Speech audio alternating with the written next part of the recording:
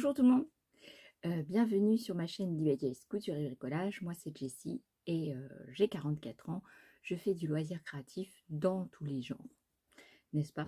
Et aujourd'hui, je vais vous raconter quelque chose. Si.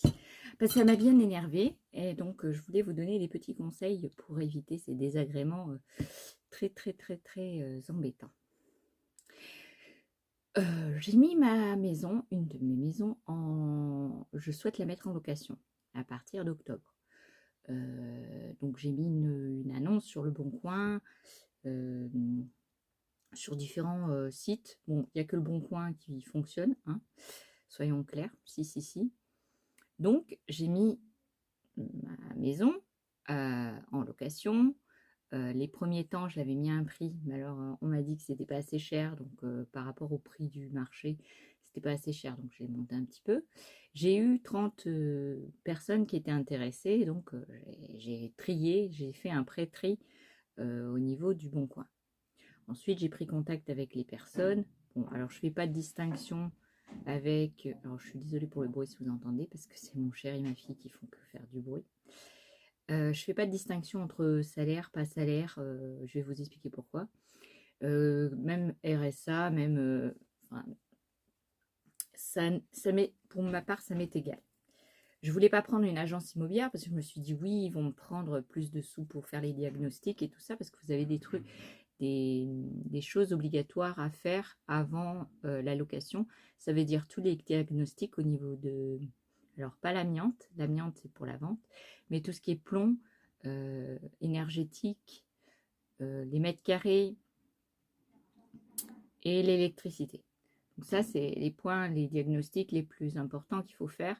Donc il y a des entreprises où vous demandez des devis à plusieurs parce que le prix n'est pas fixe.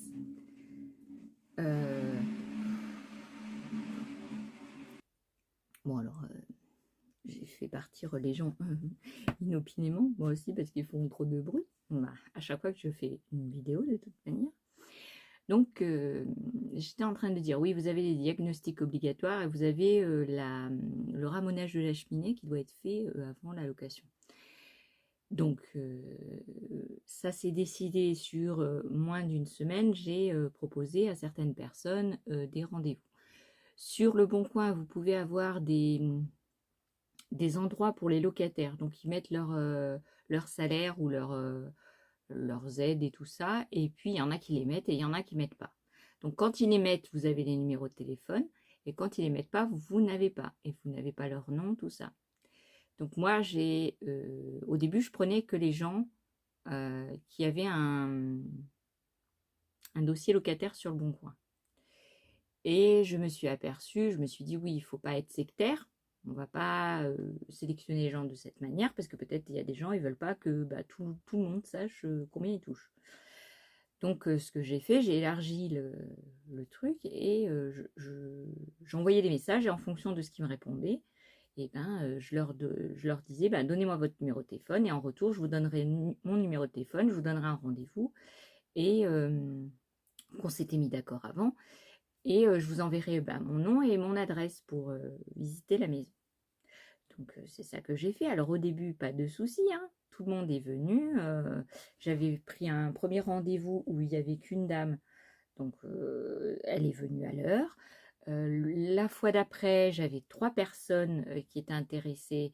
Ils sont venus. Alors, la première personne, c'était une dame toute seule. Et je ne sais pas comment elle va faire pour payer le loyer. Alors, voilà, je veux pas non plus... Enfin, voilà, c'était compliqué. La deuxième personne, c'était un couple. Mais eux, ils voulaient, en fait, ils voulaient un jardin. Alors que c'était bien marqué sur l'annonce qu'il n'y avait pas de jardin, hein. J'ai mis juste une petite cour. Et ils voulaient un jardin parce que leurs chats vivent dehors. Ils en ont 4. Donc, dans une petite cour, ça ne va pas trop le faire. Donc, ils ont refusé la location. Ça les intéressait, mais il fallait un petit bout de terrain. Ensuite, j'ai eu un monsieur qui était d'origine, je ne sais pas laquelle, mais d'origine arabe. Et pareil, hein, je ne fais pas de distinction. Et en fait, le monsieur, il me dit au bout d'un moment, parce que je le voyais vite faire la visite. Et je trouvais bizarre, parce que normalement, les gens, ils font pas vite. ils regardent bien et tout, si ça les intéresse et tout ça. Et je le voyais faire rapidement la visite. Donc je lui dis, j'ai préféré prendre les devants et je lui dis, par contre, je n'autorise pas la sous-location.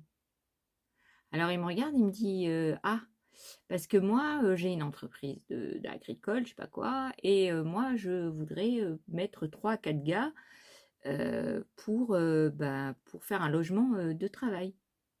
J'ai dit oui, mais je n'autorise pas la sous-location. Il me dit, mais si on fait un contrat commercial et tout ça, je dis, écoutez, je vais me renseigner, je vais voir, mais le loyer ne sera pas le même montant. Parce que moi, vous n'allez pas m'exploiter en fait. Non, parce qu'en fait, lui, il va faire un loyer à chaque gars. Vous êtes d'accord? Donc, je le laisse partir. Une dame vient voir la maison. Elle est intéressée, tout ça. Mais le problème, c'est que ses salaires varient de zéro simple au double. Et alors, je me dis, avec 3 enfants, ça va être quand même compliqué de payer. Parce que là, à l'heure actuelle, elle est dans un mobil-home. Alors, ça fait de la peine, hein. Mais alors moi, je me dis, oui, mais comment tu vas faire pour payer, manger, tout ça? Ça va être super compliqué. Donc voilà. Et donc le lendemain, j'ai mis des visites. Donc j'avais mis pour 3 couples. 3 couples. Et donc il y a un premier couple qui arrive. Enfin, une dame toute seule, mais normalement ils étaient en couple. Et elle fait la visite et tout. Et puis je voyais que ça allait pas parce que elle était trop grande. Nous, c'est une maison atypique et il y a des sous-toits et tout, même dans la mezzanine, il faut se baisser, tout ça. Bon, alors ils me mettent un coup de chaud, Alain, mais ils veulent faire ce que eux ils veulent. Ah non, bah ça marche pas avec moi. Bon, alors, reprenons notre petite discussion. Et donc, j'ai donc un couple et la dame, elle était trop grande déjà. Et apparemment, son mari est encore plus grand qu'elle. Et donc, dans la maison, ça n'allait pas aller. Ça leur plaisait bien, mais alors eux, ils voulaient qu'il y ait la fibre. À la maison, on n'a pas encore la fibre parce qu'on ne l'a pas installée, hein, ça ne nous servait à rien. On ne va pas aller dépenser de l'argent pour rien. Donc je leur ai dit, mais vous savez, la ligne est toujours d'actualité et je peux vous faire des tests d'éligibilité pour voir si vous avez droit à la fibre et tout ça. Donc j'avais fait, je leur avais envoyé et eux m'ont répondu gentiment que ils ne pouvaient pas prendre la maison parce qu'en fait son mari était encore plus grand et que ça allait pas le faire de se baisser dans certaines situations. Vous voyez, de la cuisine à la salle à manger, il y a 3 marches et il faut qu'elle se baisse. Voilà. C'est pour ça qu'ils n'ont pas machiné. Et donc après, j'avais un rendez-vous qui ne s'est jamais présenté. Donc j'envoie un message au dernier rendez-vous de la journée et je l'envoie et je lui dis, mais est-ce que vous allez venir au rendez-vous? Pas de réponse. Donc j'attends l'heure du rendez-vous parce que moi je suis quand même assez honnête et tout ça. Donc j'attends. Moi j'attends du pour rien, n'est-ce pas? Il faisait une chaleur de plomb. Hein. Heureusement dans la maison il fait frais. Mais une chaleur de plomb, hein, déjà rien que pour me déplacer en voiture et tout ça, donc voilà. Donc j'étais bien énervée en rentrant à la maison, et donc pour les rendez-vous d'aujourd'hui, je leur ai dit, surtout, si vous ne venez pas, merci de respecter l'horaire, si vous ne venez pas, merci de prévenir. J'ai bien précisé, hein. Il faisait une chaleur, mais alors à mourir. La voiture, elle était brûlante, je me suis brûlé la main sur le volant. Je suis allée à la maison, j'ai attendu. Alors, j'avais un rendez-vous de 18h30. Il ne s'est pas présenté. J'ai envoyé des messages, j'ai appelé. Pas de réponse. Des gens très, très, très... Voilà. Le deuxième, comme le premier n'était pas venu, à -20, j'ai envoyé un message en lui disant merci de me valider que vous serez là à 19h. Il ne me répond pas. J'attends 19h, 19h04. Je l'appelle, il ne me répond pas. Alors je lui envoie un message pour lui dire, mais on avait rendez-vous à 18h30, vous n'êtes pas là, est-ce normal? Est-ce que vous allez arriver en retard ou vous ne venez pas et tout ça? Pas de réponse. Donc moi, arrivée dans la voiture, je vous jure, j'étais en colère. Hein. Arrivée dans la voiture, je dis, c'est c'est... comment j'ai tourné ça? Oui, la moindre des choses, c'est de dire que si vous ne venez pas au rendez-vous, si vous allez être en retard, la moindre des choses, c'est prévenir la personne qui, elle, s'est déplacée pour le rendez-vous. C'est pour cela, c'est à cause de vous que des gens comme moi mettent leurs biens en location par le biais d'une agence. Et alors le monsieur, arrivé à la maison chez moi, le monsieur, il m'envoie un message en me disant « Oui, on a eu un gros pépin, je vous appelle tout à l'heure. » Bah oui, mais tu pourras m'appeler longtemps parce que je ne répondrai pas. Ah bah non, je me suis... il faisait chaud, hein, il faisait au moins 37, presque 38 dehors. Moi, je me déplace et eux, ils n'ont même pas la gentillesse de m'envoyer un message pour me dire qu'ils ne venaient pas. Donc, moi, j'ai entendu dire que des gens, que ce soit à Paris ou quoi, ils demandaient 100 € pour réserver le... Alors, c'est interdit par la loi, hein, de réserver l'appartement pour le rendez-vous. Mais alors, je comprends. Parce que des propriétaires comme moi qui mettent des rendez-vous et que les gens ne viennent pas, vous voyez? Alors que quand les gens, ils ont 100 € derrière, ils viennent quand même. Mais oui. Bah oui, c'est malheureux, mais c'est pour ça que les gens demandent 100 €, en fait. Je comprends, je ne suis pas d'accord, mais je comprends pourquoi ils le font. Avant, je ne comprenais pas du tout pourquoi ils le faisaient. Mais je me suis dit, mais pourquoi il faut donner 100 € pour aller visiter un truc? Oui, mais maintenant je comprends, parce que les propriétaires, ils n'habitent pas dans le logement où le locataire va habiter. Donc il faut qu'ils prennent leur voiture, il faut qu'ils se déplacent, il faut qu'ils reviennent chez eux. Eh ben, si le gars, il vient pas, ben, c'est à la charge du propriétaire, en fait. Donc, non, voilà. Je comprends aussi les gens qui mettent en agence, comme ça, ils se font pas... voilà. Donc, je pense que c'est ce que je vais faire. Je vais le mettre en agence, parce que j'avais organisé donc, le ramonage, donc il avait été déjà fait. Le 15, j'avais les diagnostics qui étaient prévus. Et voilà, je vais le mettre en location dans une agence. Parce que ce n'est pas possible. Voilà. Alors, je voulais vous donner des petites précisions. Si vous mettez votre bien en location, il y a quelque chose qu'il faut faire. Par exemple, si vous voulez l'assurance que vos loyers soient payés. Déjà, vérifiez tous les contrats et fiches de paye que les gens vont vous présenter. Et le garant aussi. Il faut que vous vérifiez que le garant est bien au courant qu'il soit garant. Parce que des fois, ce n'est pas le cas. Demandez le numéro du garant pour parler avec lui. Demandez sa carte d'identité, son avis d'imposition. En fait, tous les mêmes papiers que vous demandez à votre locataire. Alors, il y a des documents qui sont interdits de demander au locataire. Donc, pour les documents, vous avez le droit de demander la carte d'identité, les 3 derniers reçus du loyer. Vous avez le droit de demander l'avis d'imposition, le dernier ou l'avant-dernier. Vous avez le droit de demander contrat de travail, les 3 dernières fiches de paye. Et c'est tout. Et aussi, vous pouvez demander une estimation de la CAF. Ou vous pouvez demander aussi...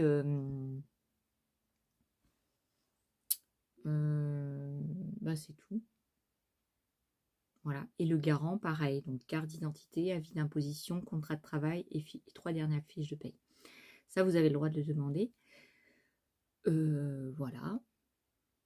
Après, lors de la signature du bail, vous avez donc le bail, vous avez des documents à fournir à l'intérieur. Donc, c'est les diagnostics,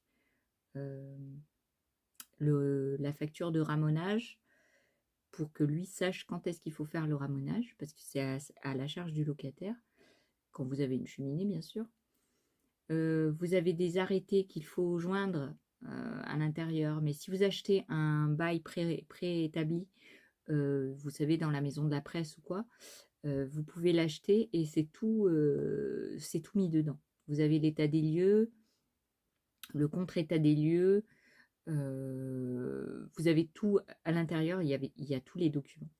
Donc vous avez le contrat bail, l'état des lieux à faire, les diagnostics à mettre dedans, le ramonage, et vous devez demander une attestation d'assurance au locataire, au futur locataire, sur son nouveau logement. Donc, par exemple, moi, j'ai une maison. Quand on fait la signature, il faut que la personne, elle ait ce papier de son assurance. Voilà, pour être sûr. Après, pour ce qui concerne les garanties, soit c'est un garant, une personne physique, donc une personne lambda qui a un contrat de travail, soit c'est une garantie visale. Alors, une garantie visale, je vous explique, c'est une garantie qui est donnée par l'État depuis je ne sais plus quelle date, je ne me rappelle plus, mais vous mettez visale, visale.fr sur le site du gouvernement, et il faut bien qu'il y ait marqué République française, n'est-ce pas, pour ne pas vous faire avoir. Et vous avez un dossier à remplir. Alors, pour les moins de 31 ans, je crois, c'est presque automatique, le Visal est accordé. Et pour ceux qui ont plus de 31 ans, le Visal est accordé sous condition. Donc, il faut remplir tout un tas de trucs sur le site. Et ils vous disent tout de suite si vous avez droit ou pas. Donc, cette garantie Visal, elle garantit aux propriétaires que les loyers sont payés sur 36 mois. Ça veut dire que si un jour, la personne que vous louez votre bien, elle ne vous paye pas, la garantie Visal prend le relais dès le premier mois. Voilà. Alors, je ne sais pas comment ça marche exactement parce que je n'ai jamais utilisé ce genre de truc, mais il y a ça. Après, vous avez des assurances qui peuvent vous garantir le paiement du loyer et les dégâts causés à l'intérieur de la maison, l'appartement que vous mettez en location. Il y a certaines banques qui le font. C'est une assurance loyer. Assurance loyer, donc ça couvre les loyers, ça couvre les dégâts que le locataire peut faire. Pour ça, il faut que le loyer ne dépasse pas 33 à 37% de son salaire. Ça veut dire que, par exemple, s'il y a un loyer, je sais pas, 500 € par exemple, eh ben, il faut que la personne, elle soit endettée pour payer le loyer de 500 €, il faut qu'elle soit endettée à maximum 33 à 37%. Si c'est plus, elle ne pourra pas rentrer dans cette garantie-là et vous ne pourrez pas faire l'assurance. Et l'assurance, j'ai vu, c'est 1,85% à 3% sur le montant du loyer. Donc, ça fait une assurance ça va de 21 à 30 €. Donc, c'est vraiment pas cher pour vous assurer à l'intérieur de la maison et vous assurer les loyers. Voilà, donc je vais aller voir la personne qui m'avait estimé la maison. Et puis je vais voir avec lui s'il me mettrait ma maison en location et s'il gérerait toutes ces visites et tout ça. Voilà, parce que moi c'est fini. Alors voici, je suis voilà, avec la chaleur qu'il fait. Alors moi je suppute, je suppute que les gens étaient à la plage. Voyez, et qu'ils n'avaient pas envie de se bouger le popotin, parce il y a une personne qui était de Royan, elle n'avait sûrement pas envie de se bouger le popotin pour venir voir une maison à 18h30, il fallait partir 1h et quelques avant. Et en plus, je lui ai dit hier, je lui ai dit oui, mais ça va pas vous faire trop loin, Royan? Il dit non, ça va aller. J'aurais pas dû te donner de rendez-vous. Donc c'est moi j'ai perdu 1h30, hein, pour 2 personnes qui ne respectent même pas le fait que je leur ai donné un rendez-vous et que moi j'y suis au rendez-vous en fait. Ouais. Voilà. Voilà, je vous ai donné un petit peu tout plein de renseignements. Si vous voulez, je vous tiendrai au courant souvent. Et puis jusqu'à la location. Puis quand il y aura des trucs et tout, je vous tiendrai au courant. Je vous fais des bisous. Et je vous dis à une prochaine vidéo, mais celle-ci sera pas du râlage. Je vous fais des bisous, à plus tard.